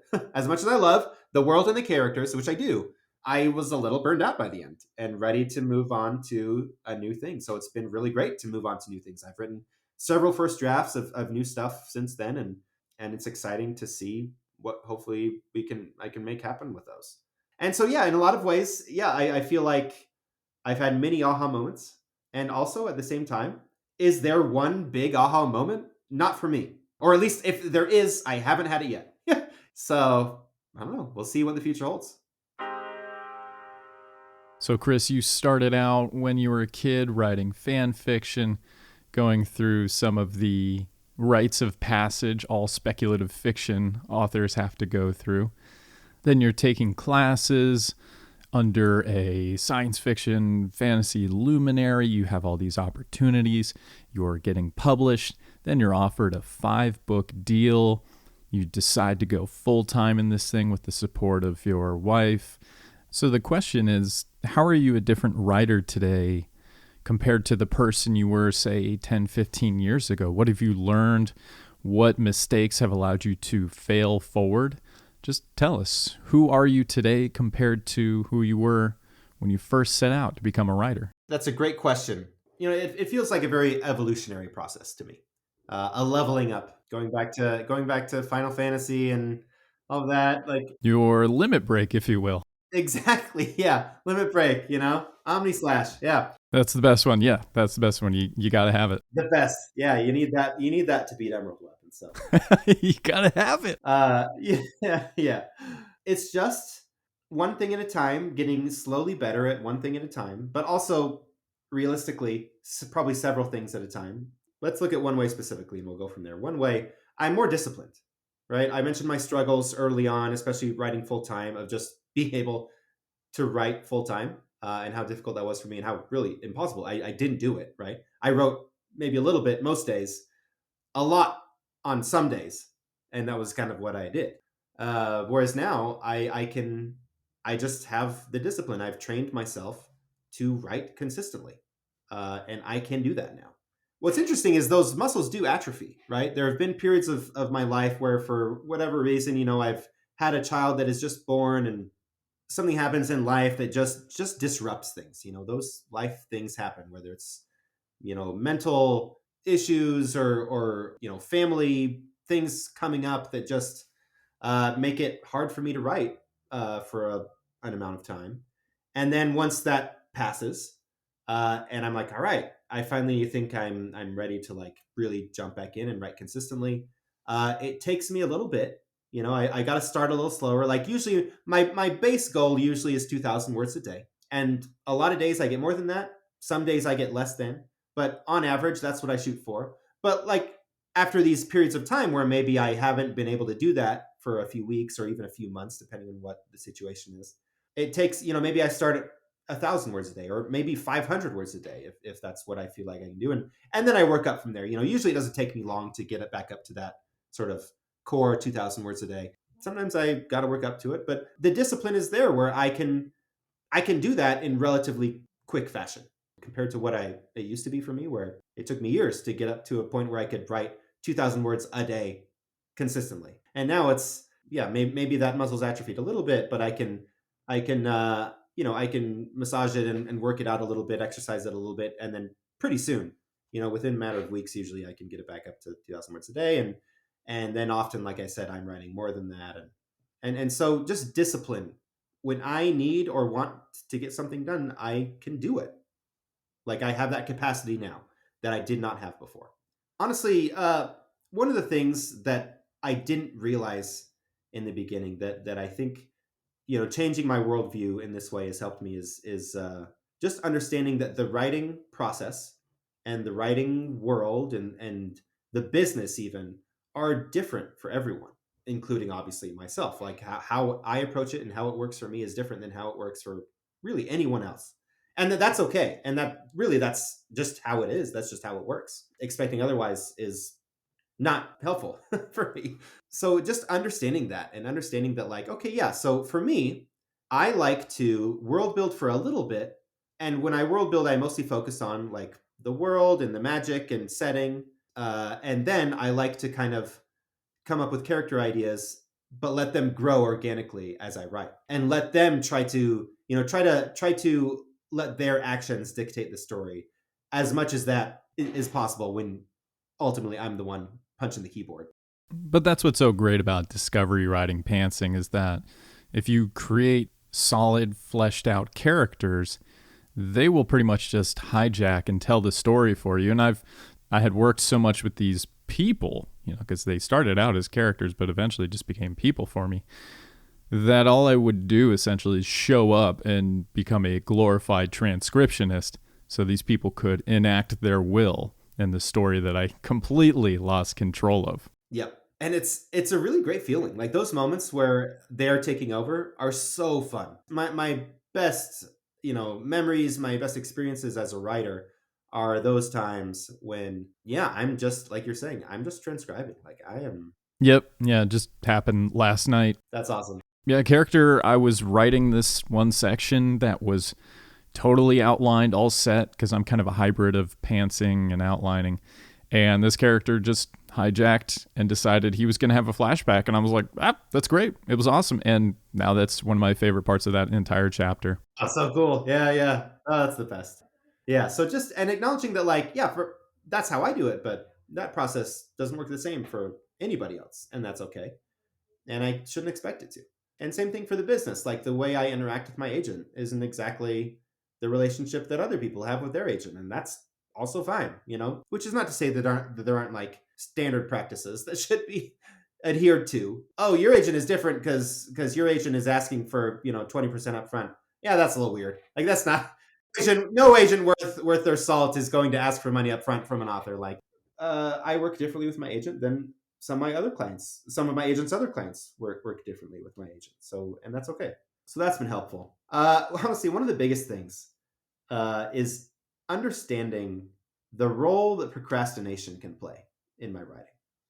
I used to just be like, oh, procrastination is evil. It is the enemy of production. It is nothing that I want and everything that I hate as a writer. But I did it all the time. It was the worst because I couldn't escape it, right? I couldn't get away from procrastination. And it's amazing how many things in life are this way. Looking back at those early days of like feeling ashamed of not being productive, like when I was finally able to just let go of that shame and just say, it's okay that I wasn't productive.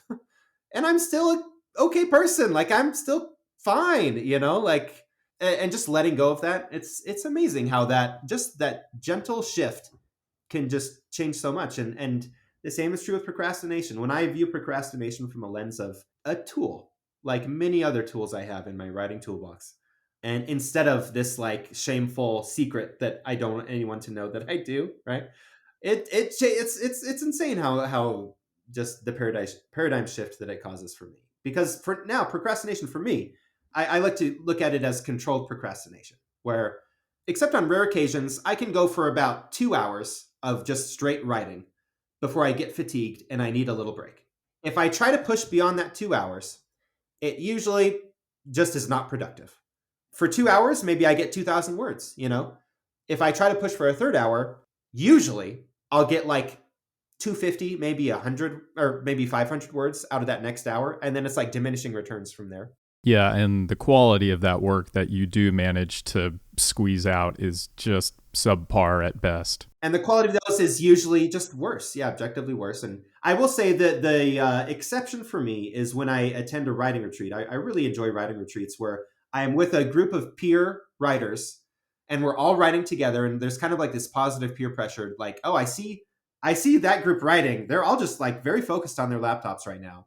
I want to do that too. You know, it's just like this. It's this cool sort of, and I'm able to go pretty hard at writing retreats. You know, I can do anywhere from 5 to 10,000 words in a day at a writing retreat, and well, you know, consistently for a writing retreat for about a week, more than a week, and I don't think I can. You know, I just don't have the.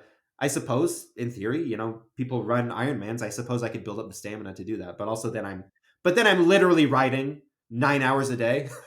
And for some people, that Ironman marathon mentality is great, and it's how they write 20 books a year.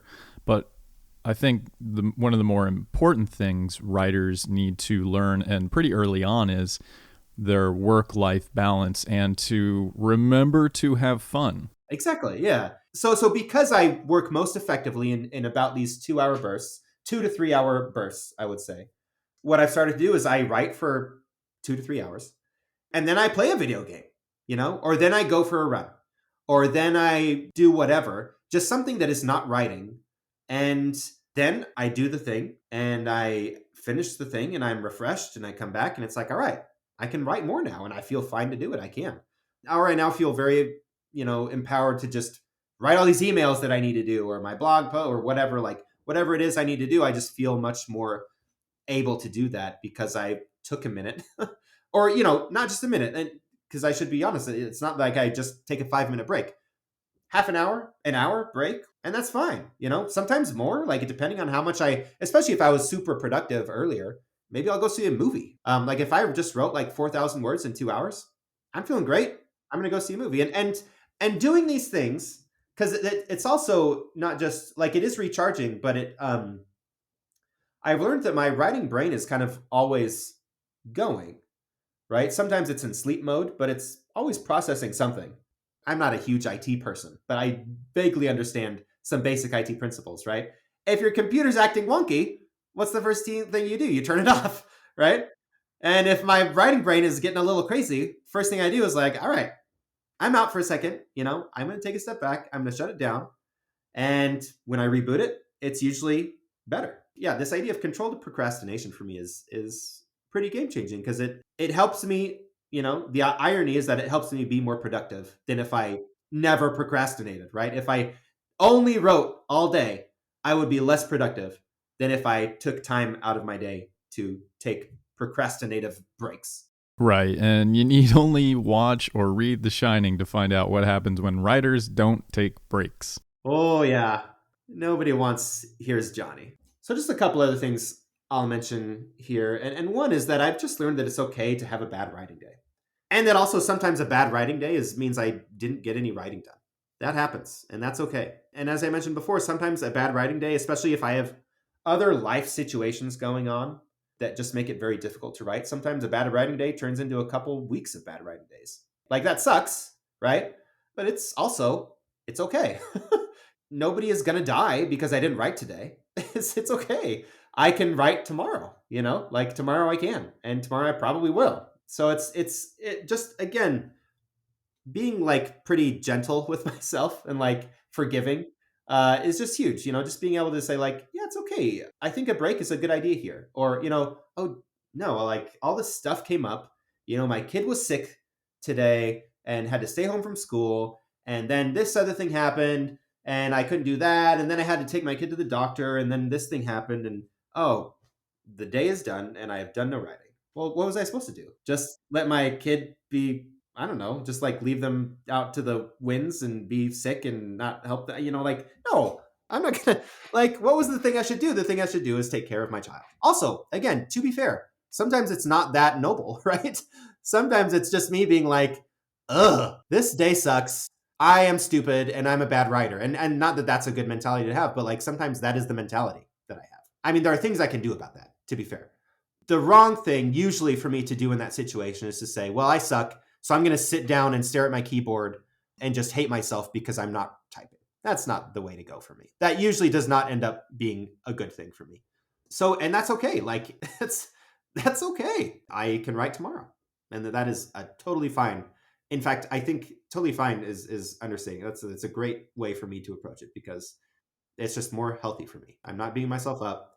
I'm not, berating myself, because then I'm just adding on to it, right? And that's not a good place for me.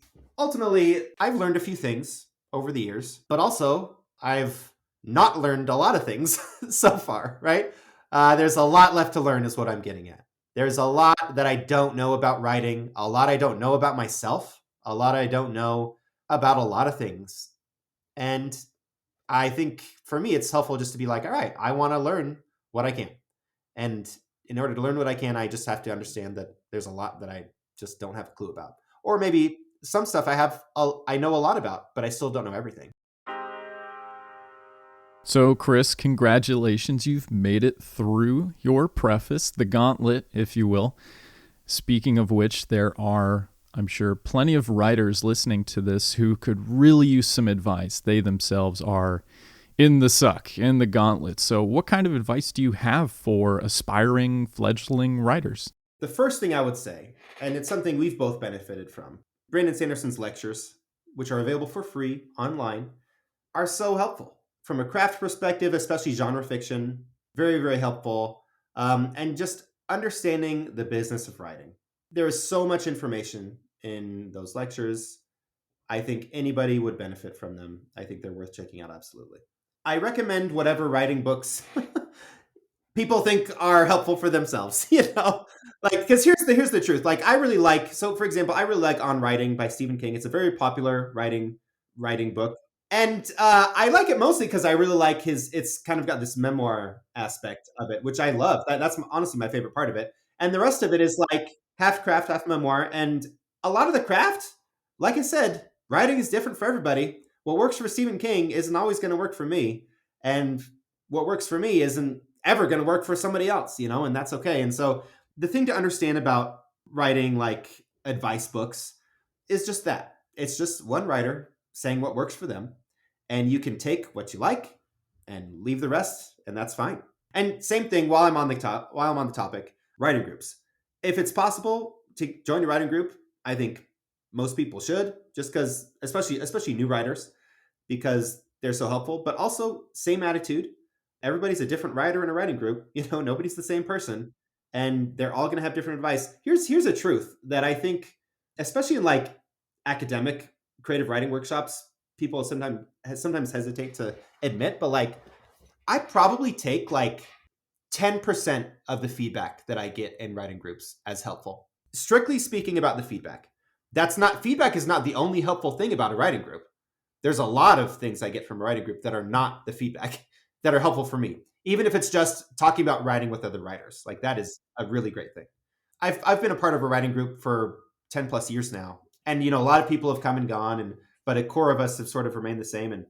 And I know the 2 or 3 people that I am going to take most of my feedback from every time. And I know that most other people will maybe have 1 or 2 helpful things to say, but other than that, not really. And even the people who I take a lot of my feedback from are going to say stuff that I'm like, that's not what I'm going for here, and that's okay. So same thing, writing advice books, writing groups, very, very helpful, can be very helpful, but just understand. Every critique is a suggestion. Every critique is a suggestion. I love that. And like you said, some people have more street cred than others. And eventually, when it comes to critiques and fielding all of them, you know it when you hear it. Now, while we're speaking of writer advice, I mean, I guess this is all of my advice, but so take what you want, and leave the rest. That's fine. But I really benefit from studying story structure. I love story structure. I think it's fascinating, first of all, but also I mentioned I'm a discovery writer, but that doesn't mean that I don't think about structure.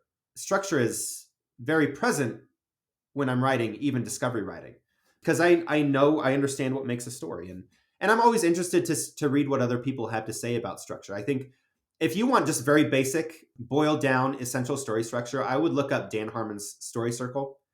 It's great. It's fascinating. It's essentially the hero's journey distilled into a thing that is a little bit more, if you can get more ubiquitous than the hero's journey, the archetypal, if you can get more ubiquitous than that, it's Dan Harmon's Story Circle, just because it's very basic but very helpful. The Story Grid by Sean Coyne, I found that was one of the things my agent recommended to me when I was revising that second, or writing that second book, and really trying to make progress but really struggling. The Story Grid was a really effective way for me to look at how I was telling this story and how I wanted my characters to continue their arcs, but also to have like a decent plot for the book, and not just kind of like a bunch of seemingly random things happening in book 2, right? That was very helpful. And yeah, just archetypal stuff is great. Archetypes are archetypes for a reason. Yeah, it's not like they're going anywhere. They're not going anywhere. And it's great to subvert archetypes. That's awesome. But you got to know what you're doing. So learn the archetypes. Like, that's just, I think any writer should be aware of that stuff. Some essential habits for me that that I found very helpful. I am most productive, hands down, early in the morning. Oh, you're one of those kind of writers. Well, so what's interesting, what I found, because for a long time, it's either for me really late at night or really early in the morning.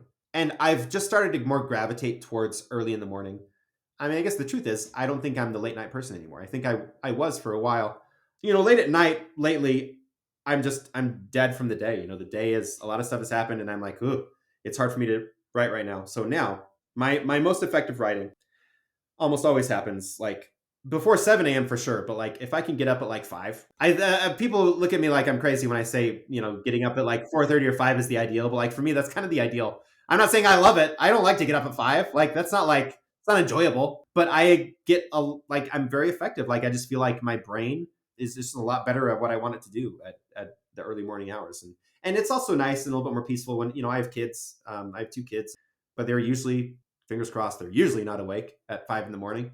And so it's a little bit more peaceful, and I can get a lot done, and that's nice. I'm a compulsive person, for better or for worse. Like, I think there are ways I've learned to kind of harness that sort of compulsive tendency. And one of the things is, like, I have sort of little rituals that I do sometimes before writing. And whether that's just tidying my desk, or, having a cup of coffee, or making a cup, like I really enjoy making my own espresso. And so just the act of pulling a shot of espresso, and like, it's kind of this preparatory process for me, and it's this peaceful process and that kind of stuff. There are a lot of things that I do like that, but I think a lot of people could probably benefit from finding those things for themselves. What is calming, what is meditative for you? For me, physical and mental health are very important. I want to be mindful of both of those things. Self-care, I guess, is where that starts for me, and whether that's just sitting down to have a cup of coffee in the morning, just those 5 minutes, like, that's a nice thing for me. I enjoy that. It's sort of a peaceful time for me, and I appreciate it. And my family understands that too. I've established that with my family. They know that I value that, like, 5 to 10 minutes of just sitting there drinking a cup of coffee. They get it, and so usually, it's not to say they don't, like, it's like they're not allowed to interrupt me or anything, but they usually get it, and they kind of let me do my thing, and then we all move on. And I really enjoy, going running, going on walks, I'm not like crazy active or anything, but like, I like to exercise. I enjoy it. And the more I do it, usually the better I feel. Both of those things are important. And, self-care could be a simple thing like a cup of coffee. Self-care could also just be, oh, I am seeing my therapist once a week now because I need to, instead of once a month, or maybe I haven't seen them in a while, and things have been okay, but now I need to see, I need to pick that up again for whatever reason. Mental and physical health, not that you can't write when you're not healthy, because you can. And, clearly there's like the tropey, like, tortured writer, right? But like, I think that's, Yeah, it's this romantic holdover from early 20th century writers that needs to just get gone. it's fake news, at least in this day and age. It's like, yeah, like, I mean, I guess technically there probably are tortured writers out there. And here's the truth, like, every writer has issues. You know what I mean? But no person, right, is going to not have issues. But if I'm taking care of myself and my issues as best as I can, and taking care of the people that I love and I'm responsible for as best as I can in whatever sphere is appropriate for me or whatever, I just feel better about myself. And it's just usually a lot easier for me to sit down and write. It's easier for me to have long strings of those days where I get 2,000 words if I'm doing those things. So for me, it's I'd like to say it's non-negotiable. The truth is it's not non-negotiable, physical and mental health, because clearly I'm not perfect at either of those things, but I try to be like, they are important to me. They're important to my process as a writer. I totally agree. I think physical health gets completely overlooked when writers are talking about process and taking care of themselves. And you'll see at panels, people asking authors, what should we do to become better writers? And nobody ever says, go for walks. And that's one of the things I loved about Stephen King's memoirs on writing, is just how much utility and value he places on going for a walk, getting outside of your head. And some of my best ideas, the best solutions I've had to plot holes, they've all come from just going for a walk, even if it's just for 20 minutes. Absolutely. On a walk, out for a run, whatever I'm doing, like literally getting the blood moving, I think is helpful. Some general advice on just getting published and networking. One of the things I've realized as I've attended conferences and, met lots of different authors and a lot of fairly big name authors, much bigger than me, a lot of them, and agents and editors and all these things, is there's no reason for me not to be inclusive ever.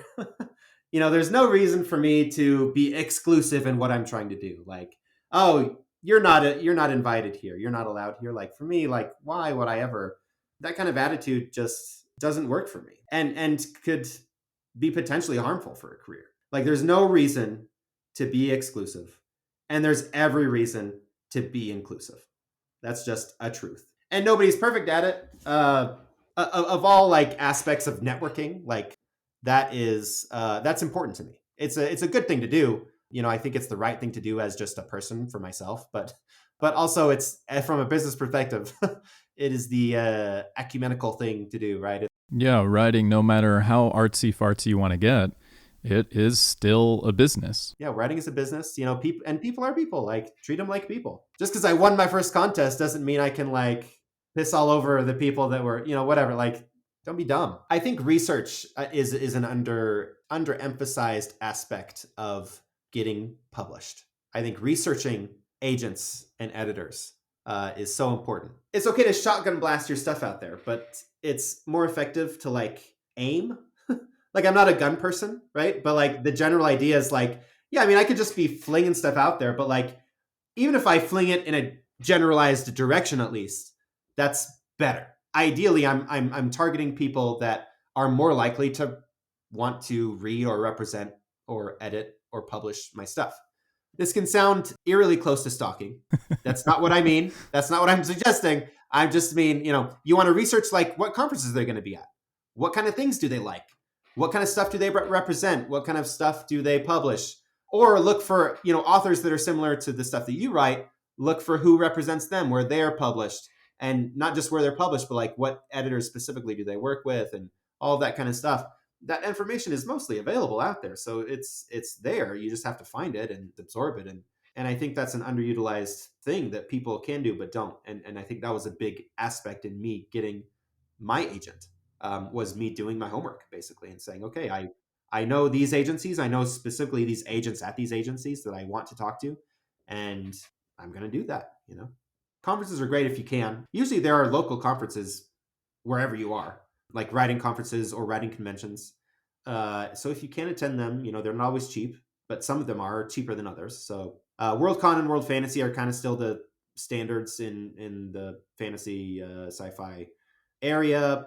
But also, things have sort of proliferated enough these days that nobody needs to go to those. It seems like things have kind of diffused at this point. Exactly. So nobody needs to go to those, and half the time they're overseas these days anyway. So yeah, I think there was even one in New Zealand a few years back. New Zealand, yeah. And I think one of them next year is in China. So it's like, I'm probably not going to China. Like, it's a little far for me. So I think But that's fine because there's plenty of, one of the great things about Utah is there are actually some really great conventions around here. Some local ones that are very easy to get to and relatively cheap.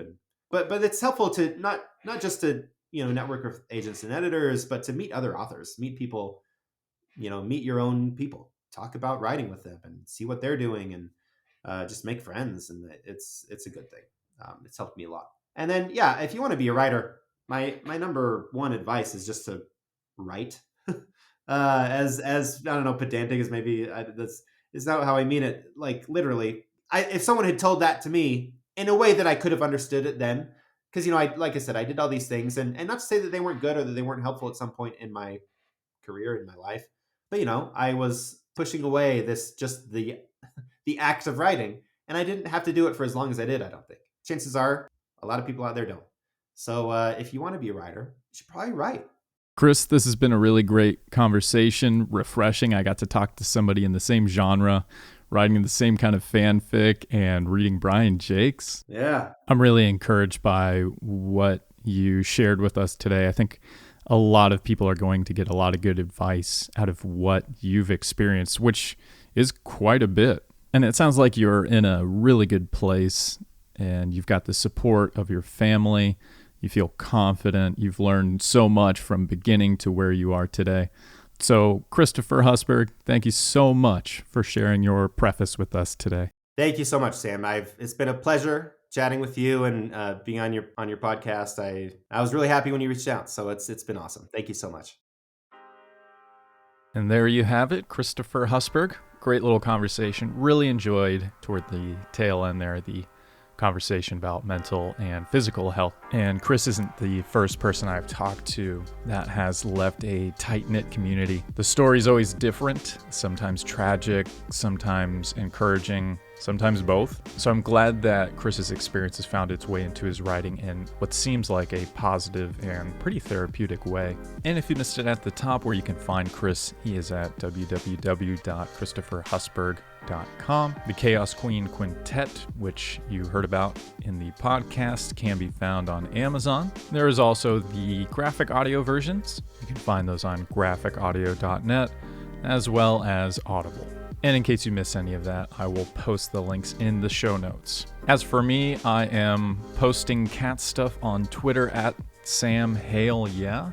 That's spelled Hale at Sam Hale, yeah. You can find me on Patreon at Sam Hale, yeah, as well, where I'm discussing and regularly posting about the novel I'm currently working on. If you want to just see all the links, you can always just go to my link tree, which unsurprisingly is at Sam Hale, yeah. And thank you for checking out the first show. I hope you enjoyed it. Intend to have plenty of different authors from different genres in the future. So until then, stay humble, folks.